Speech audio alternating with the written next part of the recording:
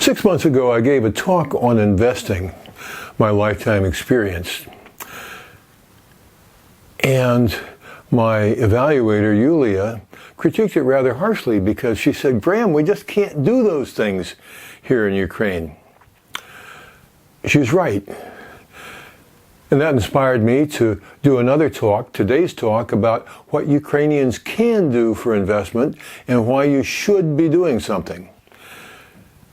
So, first of all, why should you do it?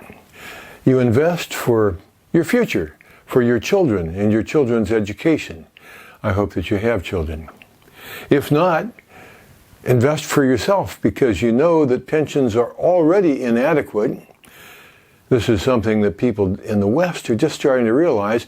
The governments will not be able to fulfill their promises. They have promised too much, and they're not having enough children to make the money to pay the pensions that they promised. And this is becoming a serious problem everywhere in the West. Not so much here, the pensions are too low. Lastly, you want to save for big purchases. In order to buy a house or a car, you need to have a certain amount of cash, a certain amount of down payments, and you get that by investing. Investing is a habit. You should be careful with money. Most of you are now working, you're making adequate incomes, and it's easy to spend the money on nice clothes, new cars, nice vacations, coffee shops. Coffee shops drain an awful lot of your money. Here's my advice. Put aside money for savings at the beginning of the month, right after you get the paycheck, instead of looking at what's left at the end of the month, because if you wait till the end of the month, you won't have anything. And by my example, Oksana and I could certainly afford new cars. We don't drive them. Why not? Simple. Old cars will work just fine. We bought one that's 20 years old and one that's 6 years old. So plan to save systematically. Now let's talk about where you put the money when you save. There are various classes of investments. This is the whole universe of investments. Banks, corporate stocks, real estate, metals, precious metals, gold and silver, cryptocurrency. They all have their disadvantages. And I'll go over them quickly because you can't use most of these. Banks suffer from inflation. You're saving in your government currency. Banks fail and banks charge you money. You want to use banks for their services, but don't save money there.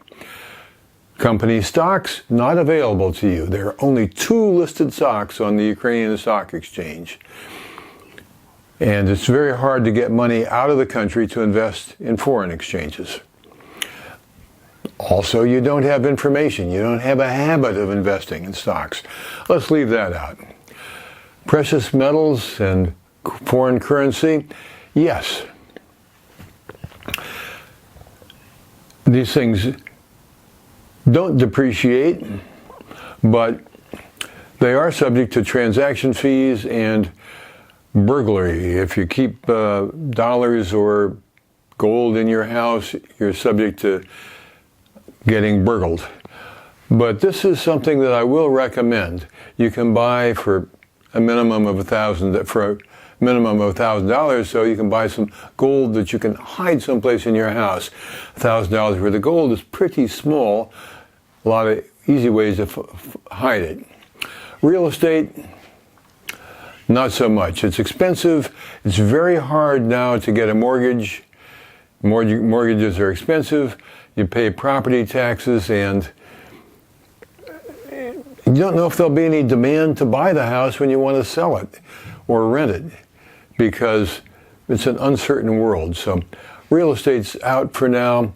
And lastly, we come to crypto. There are a lot of reasons not to like it, because there's nothing to it, just bits floating around in space. If you lose the keys, you lose your crypto.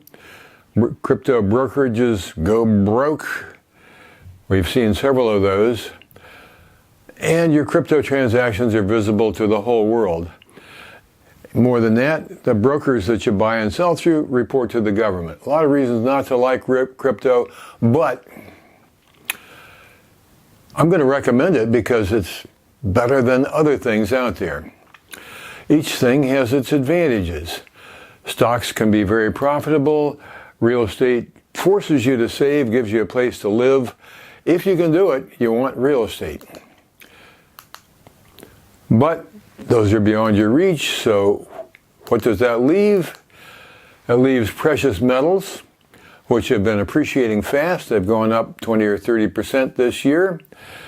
They're portable, they're international. So if you can do it, buy precious metals. You need $1,000 to buy in. You need a place to put it. And crypto, which has a low entry level, doesn't cost much in transactions fees.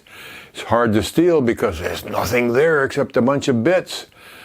It's totally international, crosses borders more easily than anything else, and it has seen pretty good price appreciation even in this year.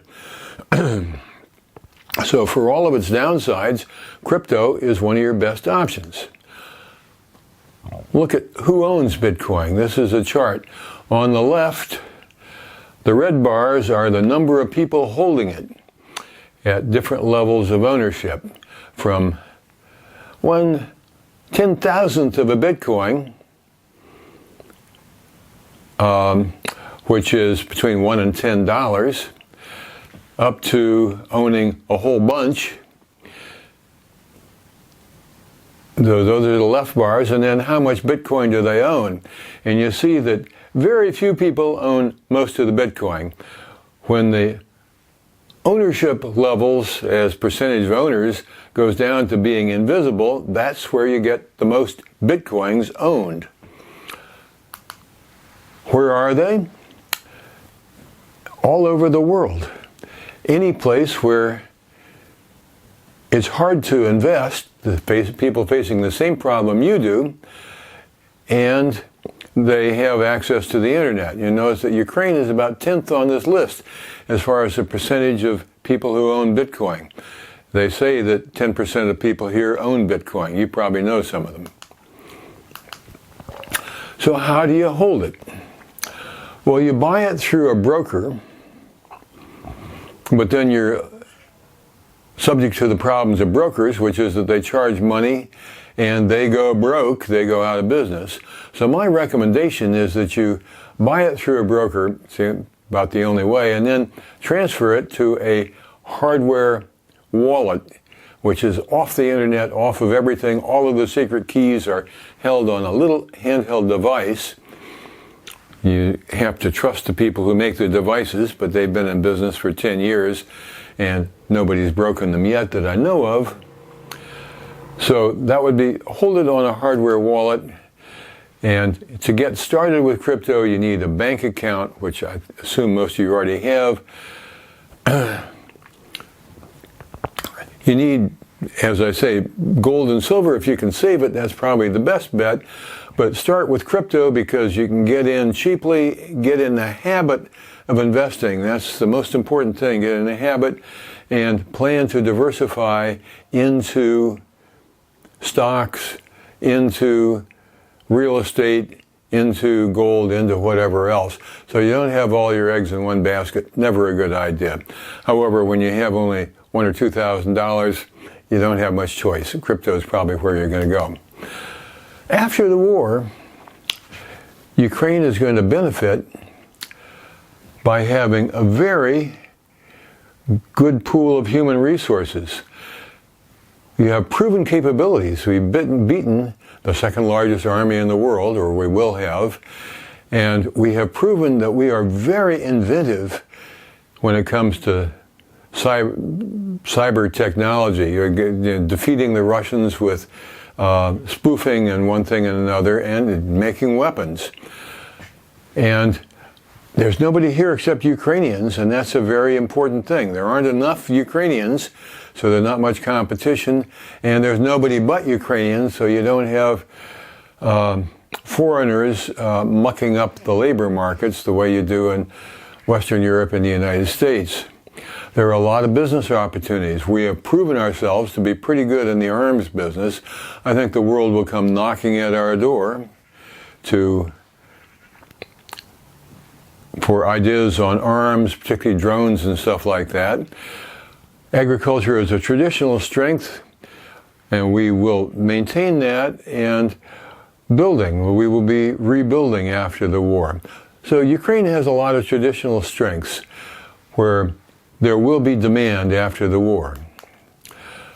So the moral of the story is develop a habit of saving. Put money away, and just because you have it in your pocket, don't spend it. Save it, because you do have places that are reasonably safe to save it. Learn now in hard times, and these are hard times, so you can profit from the good times that will come when the war ends.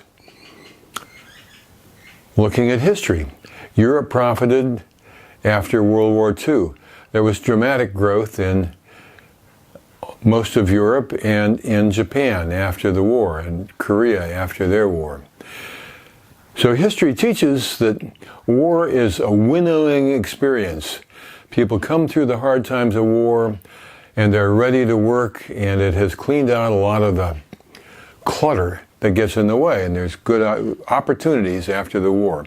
So be ready to profit from those good times, develop a saving habit, develop some savings now, and take advantage when the war ends.